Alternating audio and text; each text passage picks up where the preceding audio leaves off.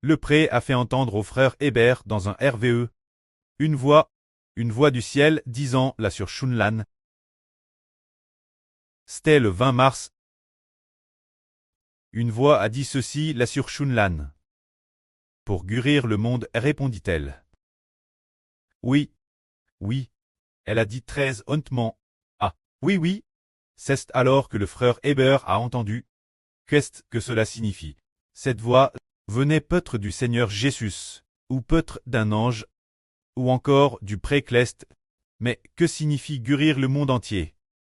Cela signifie que ceux qui sont prédestinés à la vie éternelle dans le monde entier ont psh.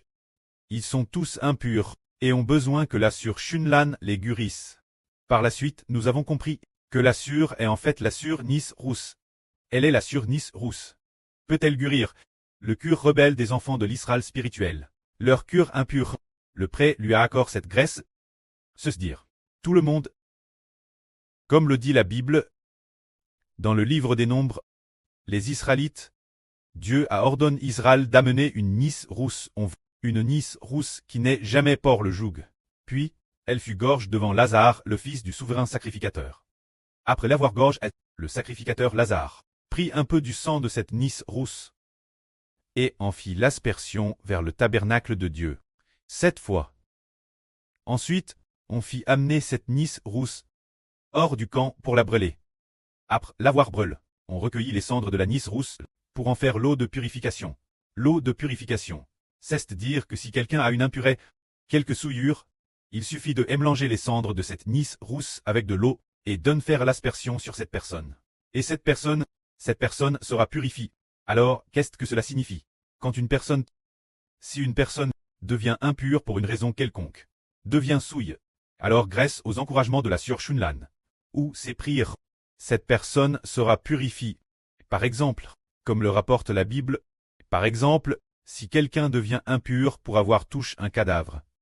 Selon le RC de la Bible, si quelqu'un touche le cadavre d'un mort, il sera impur pendant 7 jours, si cette personne a touché un cadavre et est devenue impure. Le 3e jour, on utilisera l'eau avec les cendres de la Nis rousse pour en faire l'aspersion sur elle. Et le 7e jour, cette personne sera purifiée. Le cadavre digne un mort rend-il quelqu'un impur? Dans le Nouveau Testament, Madame, si quelqu'un meurt et que nous touchons son corps, cela ne nous rend pas impurs. Il n'y a aucune impureté. Mais quel genre de personne nous rend impurs? Les morts de l'Ancien Testament représentent en fait les non-croyants du Nouveau Testament. Les paroles des non-croyants peuvent nous rendre impurs. Par exemple, si quelqu'un est incroyant, et ensuite, nous entrons en contact avec quelqu'un qui ne croit pas, alors cause de ces paroles d'incrédulité, nous avons été souillés. Cela nous a rendus impurs, alors que la Sœur Shunlan va guérir les sûrs du monde entier. Nous l'entendons raconter son histoire, ou nous entendons sa prière, où elle prie pour nous, et guerre sa foi. Nous sommes alors purifiés. Alors pour quelle raison devenons-nous impurs? Cause des paroles des non-croyants. Nous sommes souillés. Et ainsi nous devenons impurs. Mais, guerre la Sœur Nis Rousse. Elle nous encourage, ou par les paroles qu'elle prononce, ou par ses prières pour nous. Alors, nous devenons purs. C'est l'enseignement du Saint-Esprit du pré-cleste. Bien exerce notre sur. Elle a cette grâce parce que elle doit donner sa vie, et ainsi son histoire sera prêche dans l'Israël spirituel. Comme le dit l'Esprit du pré. Pour guérir le monde entier.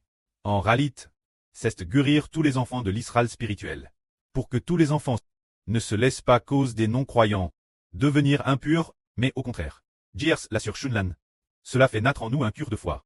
Se dire, guérir le cœur de l'homme, amener les gens croire au Seigneur et au frère Hébert. Guérir quoi? Guérir l'incrédulité de l'homme. Amener les gens croire. Et pour quelle raison l'homme ne croit-il pas? Cause des morts indrules. Les morts de l'Ancien Testament. Se dire les non-croyants du Nouveau Testament. Les paroles des non-croyants nous découragent. Alors nous comprenons qu'en entendant parler de la Sœur Shunlan, cela va nous amener à faire naître un cœur de foi. Que la gloire soit rendue au pré et au Seigneur. Amen.